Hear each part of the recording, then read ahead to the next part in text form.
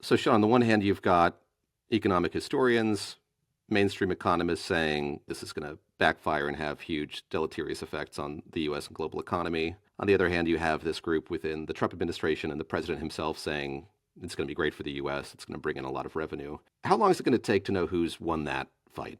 So I'm pretty convinced that neither side is going to concede defeat in this fight at any point in the short term or perhaps even in the long term. There are economists who are convinced that the lessons of 2019 were very clear. Manufacturing employment went down in 2019. Industrial production went down in 2019. The economy slowed in 2019 as a result of the tariffs, and they think that tells you that we're going to see the same thing all over again. We're seeing Democrats start to make that same argument that this is a tax on the middle class and it's buying power. The aha moment may not necessarily come in the economic data.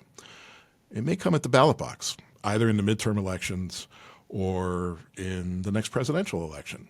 Those are likely to become elections in which trade and economic policy become kind of central things. Americans will have to decide whether they want to be an open economy that engages with the outside world, that benefits from imports and travel and the influx of foreign capital and investment in the United States, or in a more closed economy, and one that is growing slower, in which prices are higher, but perhaps trade-off is that there's a new factory down the road making things that we once imported from other parts of the world.